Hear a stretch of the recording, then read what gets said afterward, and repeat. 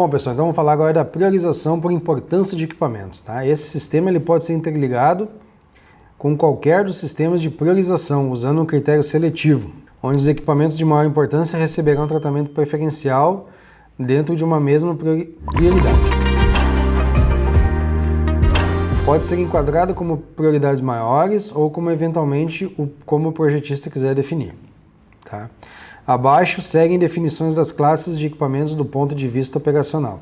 Então, antes de eu passar ao próximo slide, pessoal, a gente define, como eu tinha comentado antes, a priorização por equipamentos. Tá? Então, a empresa ela já determina que a máquina A e B são prioridades. Né?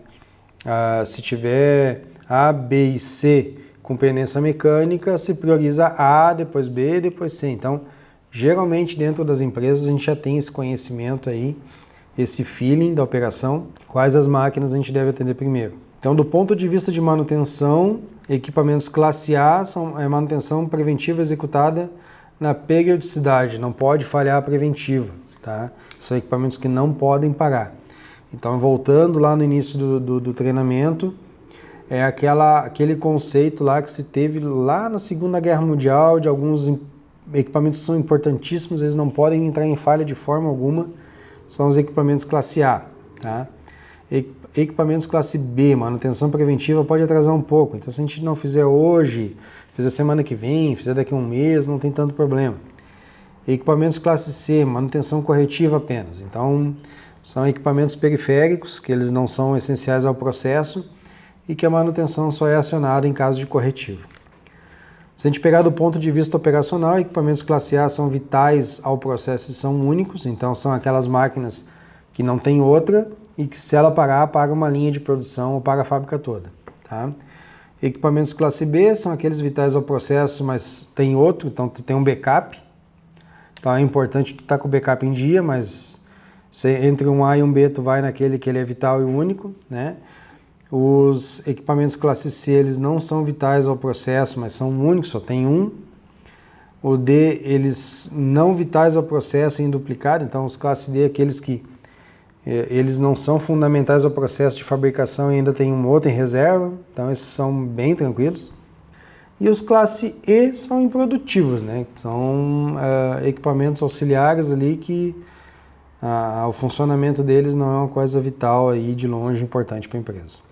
Do ponto de vista da qualidade, pessoal, os equipamentos classe A são aqueles que afetam diretamente a qualidade do produto. Tá? Os classe B são aqueles que não afetam a qualidade do produto.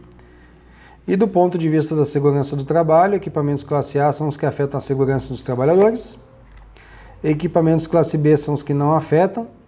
E todas as observações acima devem ser registradas nos sistemas de gestão da manutenção. Então vocês começam a ver que tanto do ponto de vista da produção, da qualidade, da segurança, da manutenção, os conceitos eles acabam coincidindo em um aspecto ou outro. Tá?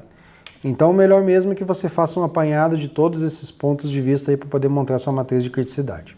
Então a utilização do sistema matricial para priorização, o uso da matriz para definir a prioridade, combinando sistemas de classificação dos equipamentos, que vimos até agora, com as consequências de falhas e obteremos um novo critério de avaliação. No entanto, se você utilizar a classificação do ponto de vista operacional e atribuir pontos a essa classificação, a partir de então, diversos critérios podem ser montados.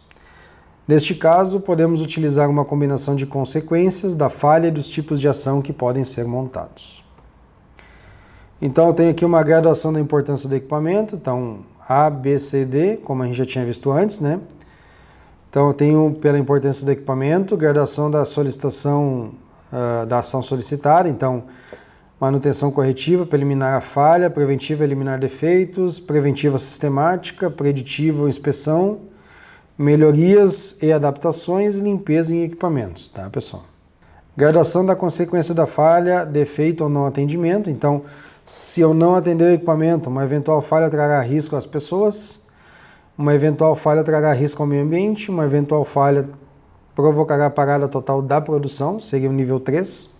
Uma eventual falha prejudicará a qualidade do produto ou prejudicará o atendimento ao cliente, seria o nível 4.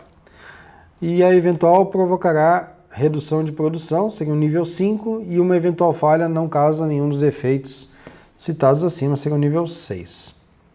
Então aqui eu tenho uma matriz que eu montei com base em um livro que eu tenho lá da Brahman, pessoal, que ele oferece essa codificação para nós, tá? Então ele classifica, por exemplo, aqui um equipamento que ele é vital e único e que a consequência de uma falha nesse equipamento ele traz um risco de vida, tá?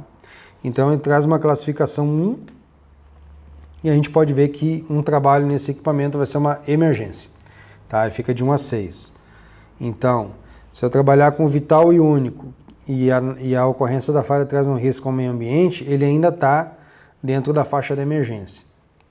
Aí se eu pegar, por exemplo, um que é não vital e único, e ele for um risco ao meio ambiente, ele já cai para a faixa de urgência, que vai de 7 a 15 ali na classificação. Então isso aqui é uma maneira que muitos softwares usam para classificar as ordens de manutenção.